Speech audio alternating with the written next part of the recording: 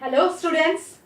So in the previous class we have learnt about fundamental particles or the subatomic particles. Okay, I think all of you have understood that thing.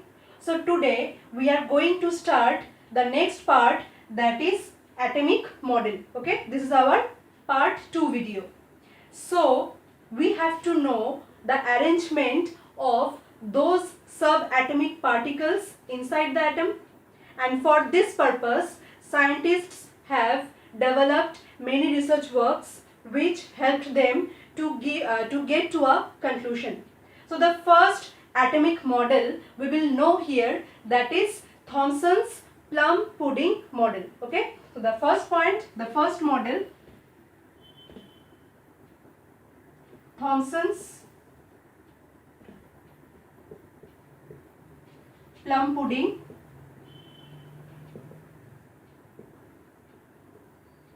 model. Okay, I think that all of you are thinking that why Thomson has given such a name, plum pudding. So it will be cleared after explaining this one.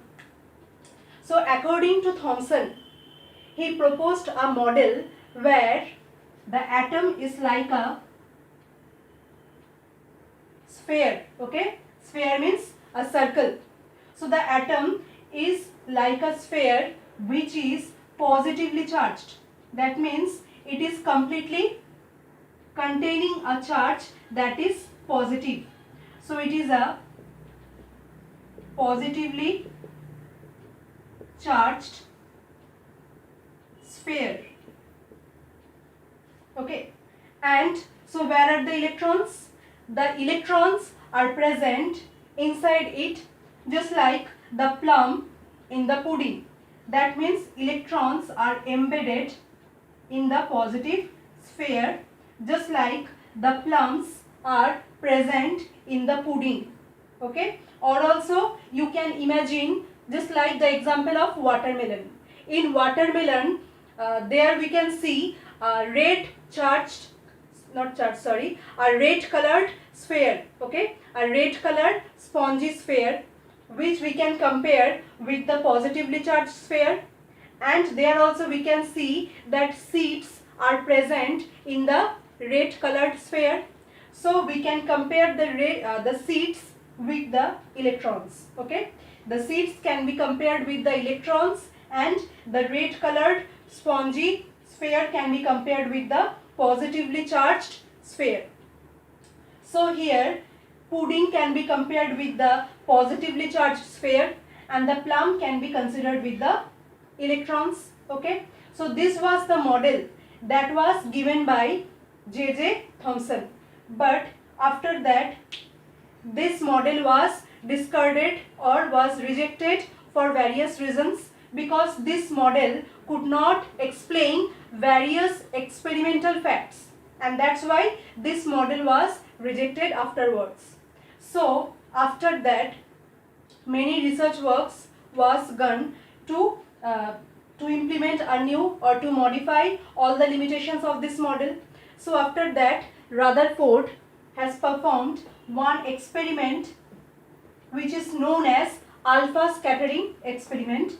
Yes, alpha scattering experiment, that means the scattering of the alpha particles. And as you know that three types of rays are there, alpha, beta and gamma, which can come out from a radioactive element. So this experiment we have to do with the help of a radioactive element. So what was the experiment? So our next heading, next topic, that is Rutherford's experiment. Okay, so for that purpose we have to take one radioactive element, that is polonium, and that will be placed inside a lead block. A lead block which has a tiny hole at the center or at any place. Okay, so in the radioactivity chapter, okay, in class 10 all of you have learned that lead is not radioactive. Okay, and all radioactive elements after the emission of this type of particles, alpha, beta or gamma, all of them are converted to lead. So lead can absorb their radioactive rays. Okay. So here lead block is used.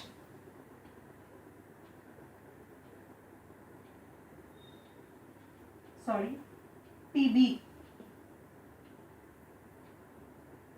Okay, lead block has been used here. So here you have to place that radioactive element, that is polonium, has been taken here.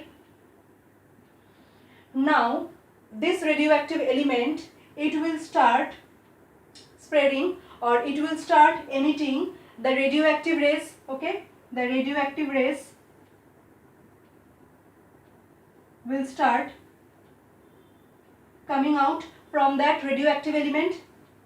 So radioactive ray means mainly alpha particles will come out from polonium. Okay, so now through this hole, through this tiny hole that is present in the lead block,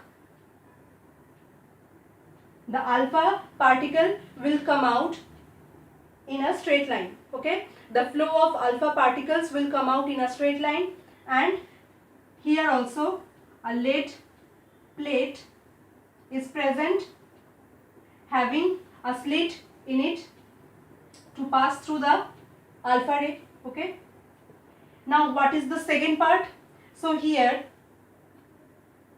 there was placed a circular screen. Okay, a circular screen where the inner side of that screen was coated with a fluorescent compound, that is zinc sulfide. That means whenever these alpha particles will come and strike on the zinc sulfide screen, it will create fluorescence, or we can see the flashing of light on the screen. So from where we can understand that at which places the alpha particles have struck.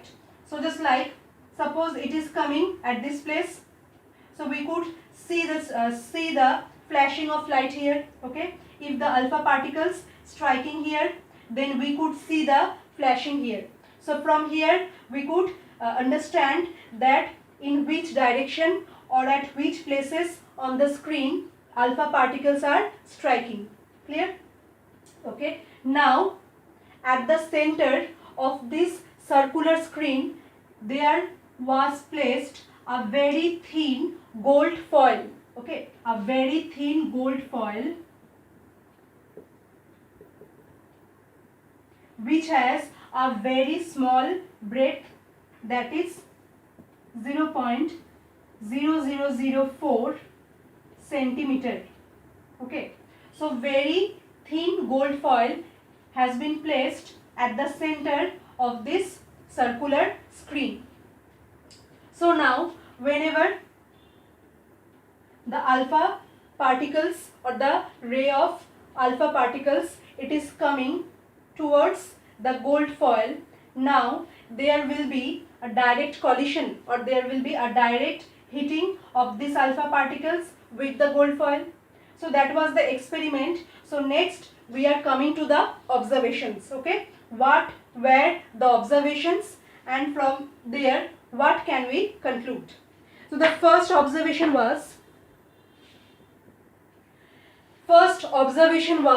that most of the alpha particles will go through the gold foil without getting undeflected. Okay, most of the alpha particles will pass through the gold foil without getting undeflected. That means it will move in a straight line just as it was initially coming.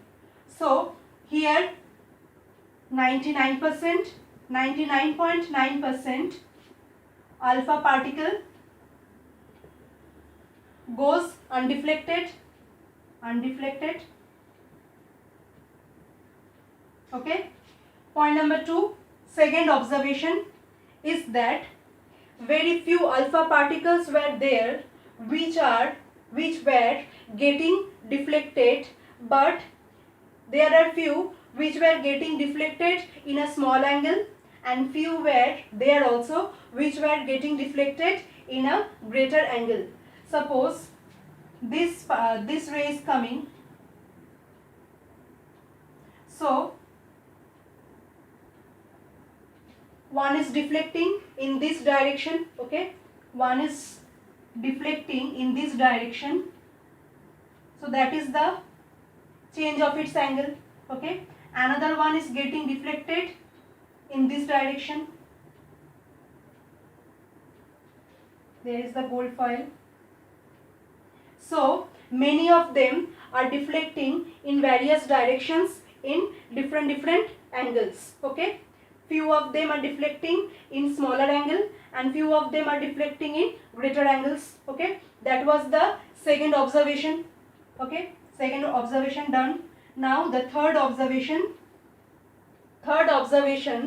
Here we can see that very few, that means if you are taking suppose 20,000 alpha particles, if 20,000 alpha particles are present in this ray, then only one or two of them will get deflected in the same path, okay.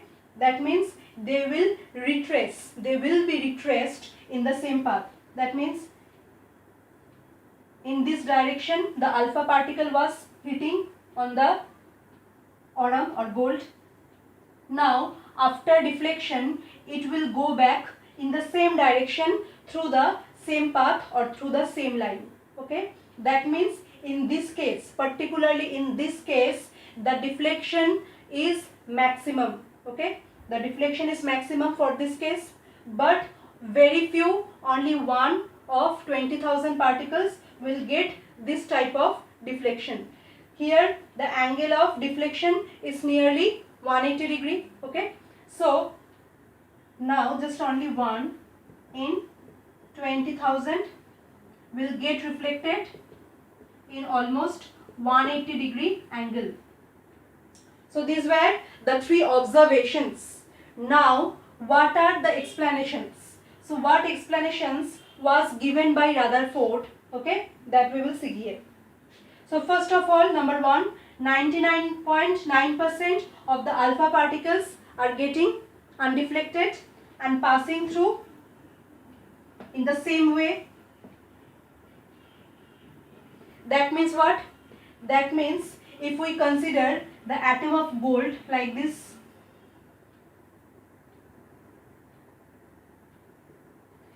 if we consider the atom, the structure of the atom, okay, of gold like this, that means whenever the alpha rays are coming, maximum space are vacant here, okay, maximum space are vacant here, and for this reason the alpha particles are going through it without any deflection. Clear? Alpha particles are going through it without any deflection, because of this purpose that maximum space inside the atom is vacant. So from the first observation we can explain it like maximum space is vacant or empty. Clear? Number two, in point number 2 we have observed that different alpha particles are facing different angles, okay. Few of them are deflecting in greater angles and few are in smaller angles. So what is the reason? First of all, alpha particles means what? Alpha particles means helium, He2 plus ions, the flow of positively charged helium ions. Clear? So there is a deflection whenever they are passing through the center. Whenever they are passing through the center, not through the, when they are passing close to the center, at that time they are getting deflection. That means there must be the presence of positive charge at the center. Because of the presence of the positive charge, these positively charged particles are getting deflected. As we know that opposite charges attract each other and like charges or similar charges repel each other. So as we are facing repulsion here or deflection here, that means for deflecting these positive charges, there must be some positive charge at the center, because we can notice the deflection maximum at the center or maximum adjacent to the center. That means at the center there could be the presence of positive charge. Okay, so the more it is going close to the center, the more it is getting deflected, the more is the angle of deflection. And when it is going not so very closer to the center, then the angle of deflection is not so very high. Okay, so the smaller deflection means that it is going close, and the greater deflection means it is going very close or it is going very adjacent to the nucleus, or not nucleus, to the center. Okay, now point number 3, that is 1 in 20,000 particles will get deflected in the same path or at the angle of 180 degree. That is the maximum angle of deflection here. So what is the reason? So whenever a particle, it is coming and it is hitting directly on the nucleus, so due to the direct collision with the nucleus, it is diverting. Okay, it is coming back in the same way and at an angle of 180 degree. So as only 1 in 20,000, that means many particles were there. So what is the reason that only one particle is getting deflected in this angle? This means the positively charged center is very small. It is very small compared to the size of the atom, and for this purpose very few particles will get reflected in an angle of 180 degree. Clear? So from the point number 3 we can conclude here that this one particle is striking directly, it is colliding directly with the nucleus. And why the number is so small? Because the positively charged center is occupying a very less space, a very less volume in the atom. So these were the observations and these were the conclusions or explanations that we can draw from the Rutherford's experiment. So now, determining all this, considering all this, Rutherford gave his atomic model known as Rutherford's atomic model. So now next we will see Rutherford's atomic model.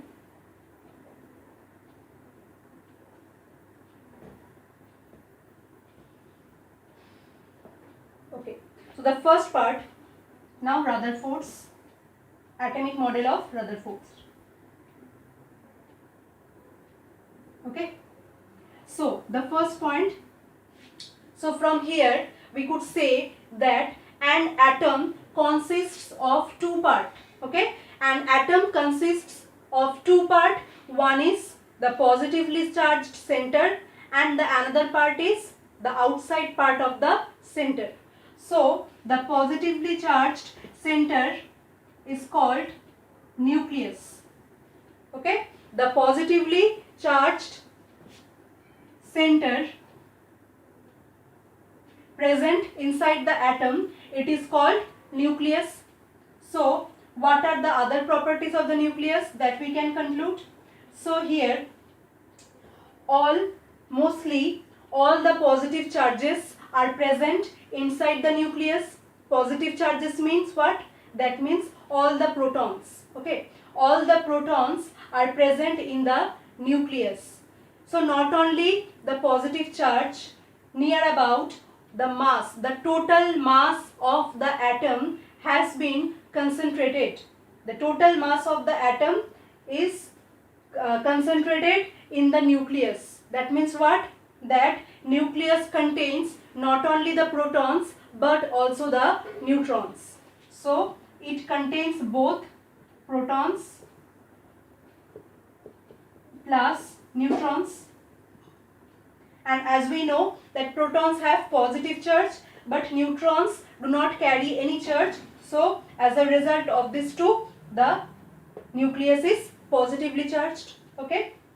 So the first point is that the total mass is concentrated in the nucleus, as well as the total charge, the total positive charge is concentrated in the nucleus.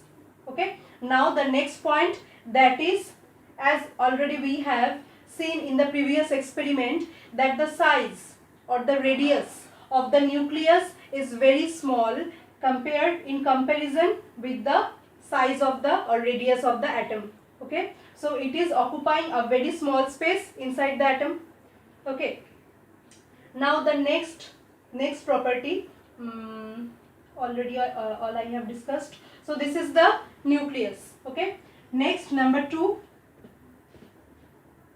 that is extra nuclear part. Extra nuclear part means what? The part that is present outside the nucleus, but that is a part of the atom. Okay. So this part is known as the extra nuclear part. So as we have learned, the fundamental particles are 3, that are protons, neutrons and electrons. So protons and neutrons are present in the nucleus. So that means the electrons, the negatively charged electrons, are present outside the nucleus. Okay. Negatively charged electrons are present outside the nucleus. Okay. Now the next part is that, so the electrons are rotating in a very high speed. Okay. Electrons are rotating around the nucleus in a very high speed. So that all goes under the extra nuclear part. Okay. Now the next point is that as we know that atoms are neutral. So why atoms are neutral? Because the total positive charge carried by the protons and the total negative charge carried by the electrons are same. Okay, as we have already learned that protons and electrons carry the same charge, but only the symbols are different. Protons carry positive charge and electrons carry negative charge. Not only that, the number of protons present inside the nucleus will be same with the number of electrons present outside the nucleus, and therefore the total positive charge will be equal to the total negative charge, and that's why the atoms are electrically neutral. Okay, atoms are electrically neutral. Now the next point number 4, that is the stability of atoms. So according to Rutherford, this model of atom is stable. Why it is stable? Because suppose there is one electron, okay, outside the nucleus there are the presence of circular path. Okay, there are the presence of circular path. Many circular paths are there also. Many circular paths can be there.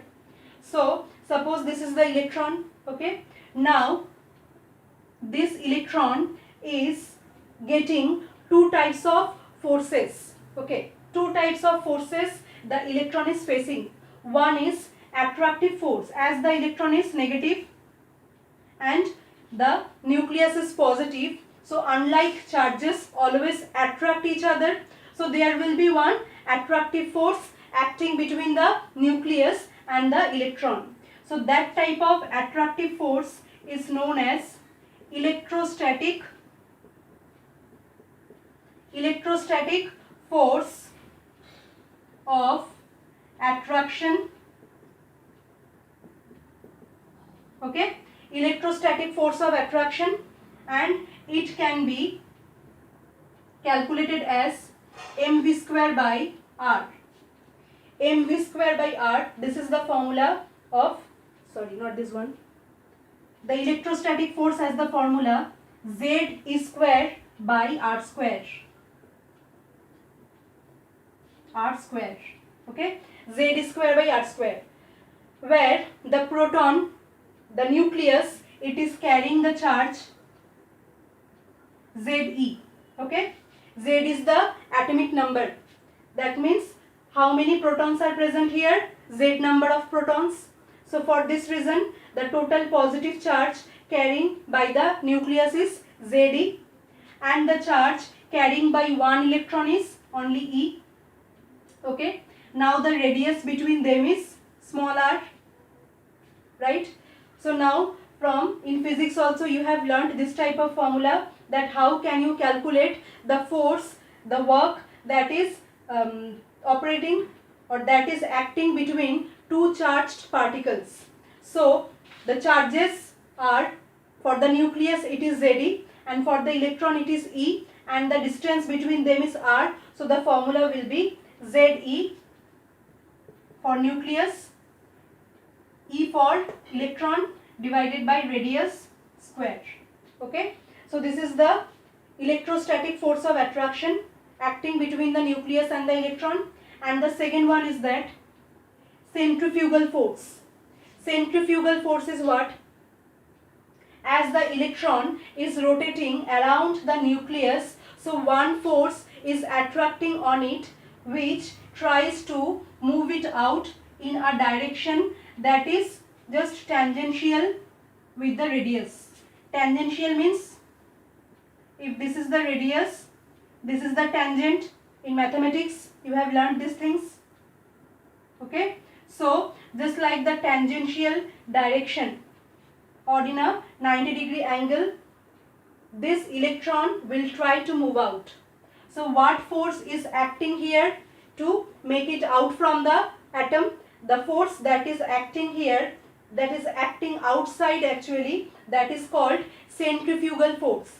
And the force that is acting inwards, that is acting towards the nucleus, is electrostatic force of attraction. So what is the value of centrifugal force? So centrifugal force that is acting outwards, it has the value mv square by r, and the electrostatic force of attraction has the value this one. Okay. Now these two type of forces will try to counterbalance each other to make the electron reside and to make the electron stable inside the atom. Okay. So these two type of forces, one is acting outside. I think this picture is clear to all of you, hopefully. So this is the attractive force acting inside, and this is the repulsive force that is acting outside, centrifugal force actually. So these two forces should be equal, okay, to bind the electron in the orbit. So therefore these two will be equal.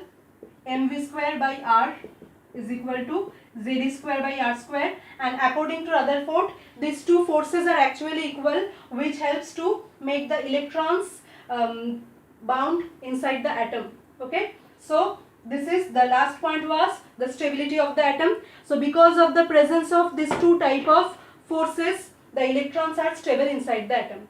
Okay.